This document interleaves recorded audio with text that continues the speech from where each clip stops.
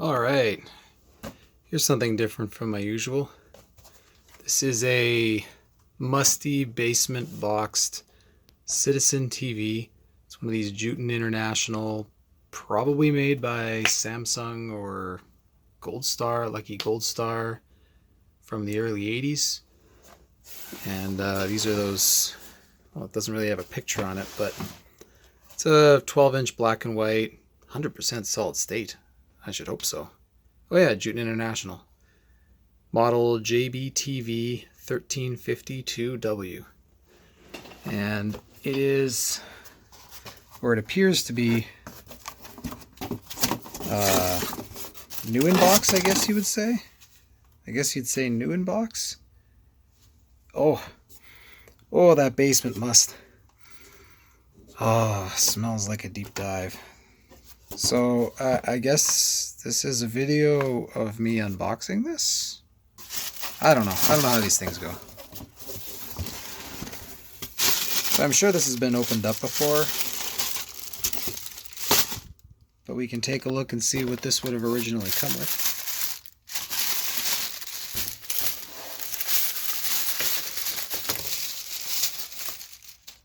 Ooh. First on our list. Wow. That's upside down.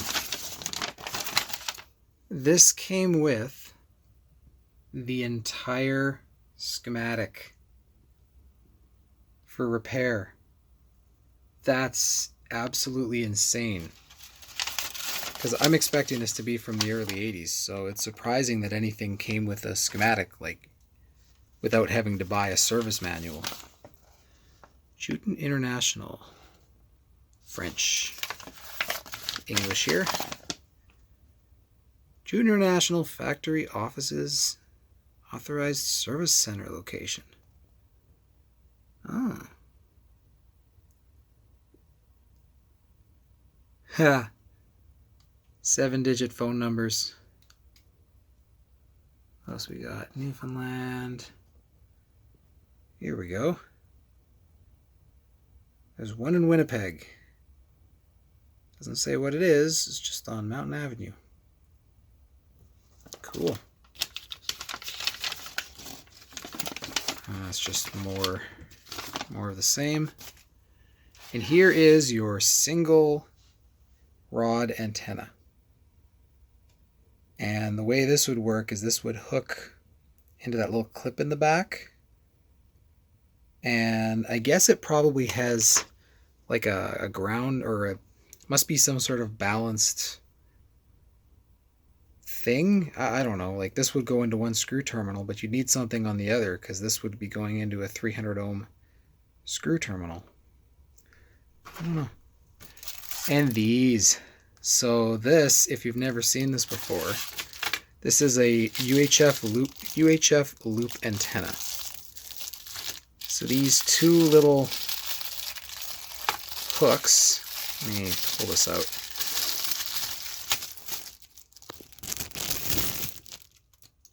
There. These two little hooks will go on the screw terminals on the back of the TV, and then you just sort of move it around, like you can bend it up and over and sort of aim this little loop that sits on the back of your TV to pick up UHF broadcasts. I remember having one of these on of our TVs. We'd go to an area that could pick up UHF, and you'd go to whenever it would kind of flake out, because UHF wasn't nearly as easy to pick up for long range. You'd go in the back and you'd bend it and you'd flex it till the picture came back.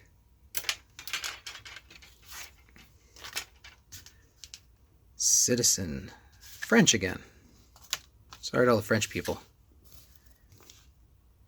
Portable television, model JBTV 1352. Instruction and operating manual.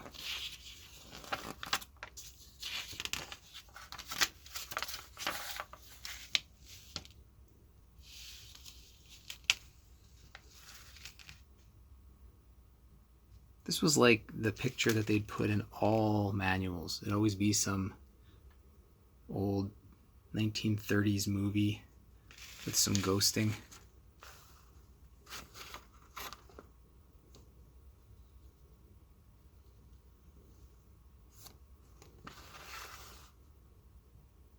Yeah, so there's how the UHF loop hooks.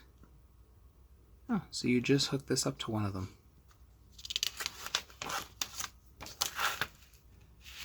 In case you didn't know how to operate a TV.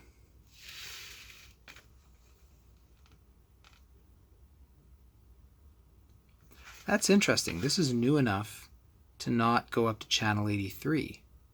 So that means this selector is one of those old school selectors, but it's new enough to only go up to channel 69 because they blocked off the high channel 70 to 83 UHF channels in the, I want to say it was the early 80s, so this must be newer than I thought.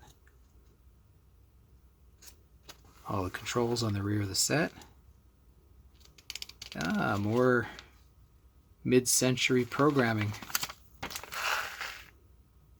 Soundbars. Maintenance hints. Avoid excessively hot locations. Will do. Oh, and the warranty. Need to have a warranty card.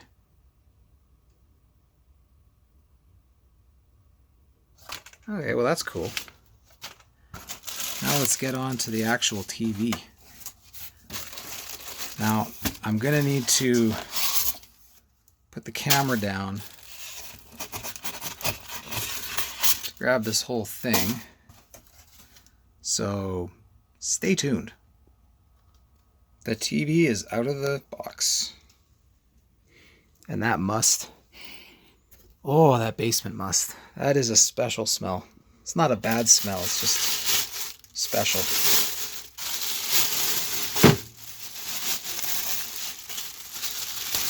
Plasticky plastic. And some foam to protect. Oh, that's a very nice wood grain. Let's pull all this off.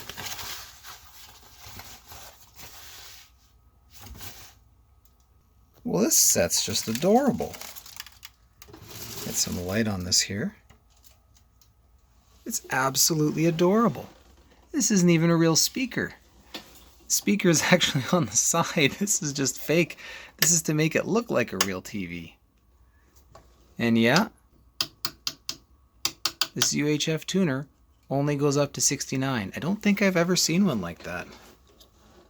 And this is like a lot of these Korean TVs, Korean-made TVs that have this blank space where you'd have a channel 1. And I always wondered what frequency this was tuning, because there is technically a channel 1. I don't know if it's just for cable. There used to be a channel 1 on broadcast that was eliminated years ago, but there's still technically a channel 1 on cable. It would be fun to get, used to have these old frequency shifters that you could hook up to these old TVs. So you'd go to UHF and it would shift the cable frequencies up so you could essentially tune cable channels on UHF.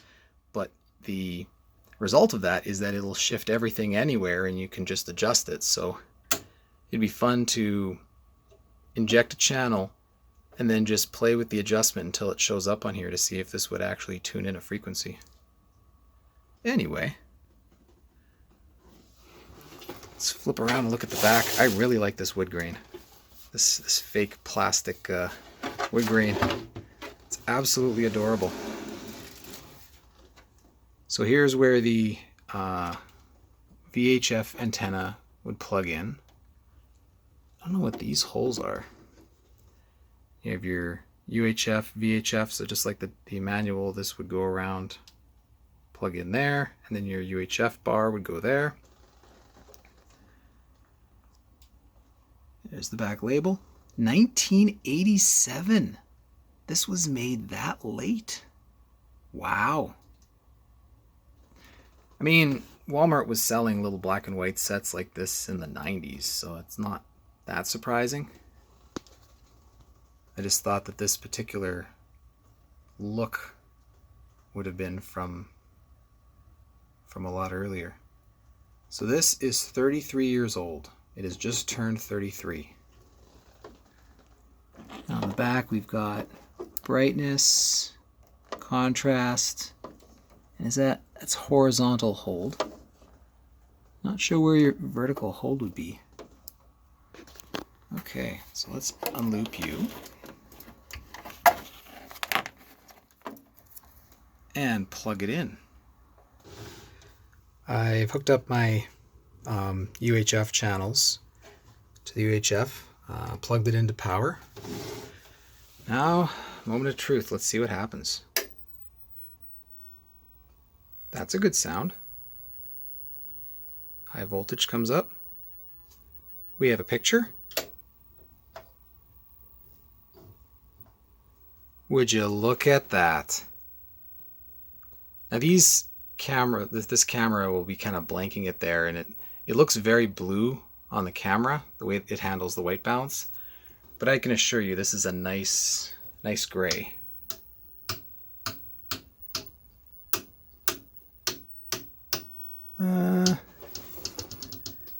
Something seems off here.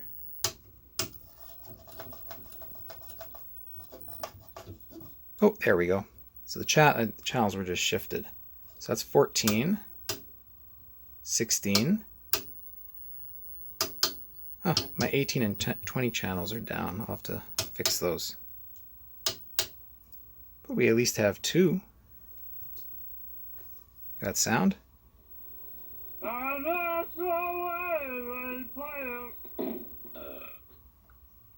That's great. This is absolutely great.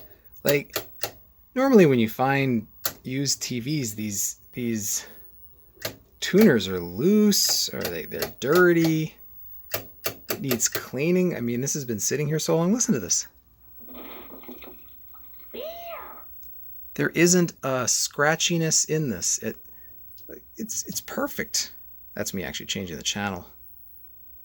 Like, this is a cheap, low-end TV. Brightness and contrast definitely need to be tweaked. It's pretty washed out, but it worked out of the box. And it's adorable. All right. Tweaked the brightness a little bit, brought it up in person, especially if I shut this light that's shining on it off. This looks great. This looks absolutely wonderful for a little black and white set. Also figured out why my other channels were missing. So now we've got all the channels. You can keep going up. That's interesting. So this is red and green, and typically on a black and white set, the reason why green and red and then green and blue were picked is that they really contrast, but I think I used, so this would be the blue. So I used a red shade that was too close to the green shade. I need to use a darker red. This is a good test on a black and white set. Of course, my stupid NVR that's never outputting properly.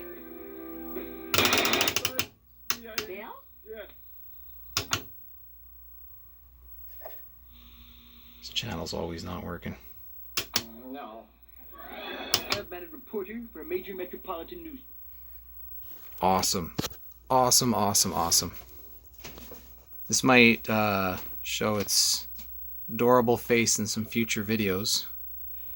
And I might try and figure out what this blank channel is. I mean, maybe it is just nothing, because if you take a look, we have snow everywhere, but not here. This flickering is just from the camera. For those curious what the antennas would look like, and they're all hooked up, so you have their rod, VHF rod antenna, and your UHF loop, so you can sort of twist it around and move it like that to try and pick up the waves the best. Oh, the dark ages we used to live in. And finally, because I knew you guys would want to see the inside, I know I did, just to know who made it. It's a Samsung TV. And just take a look at that high voltage. Just breathe in. It's probably still got a bit of a charge to it, but just breathe in how clean that is.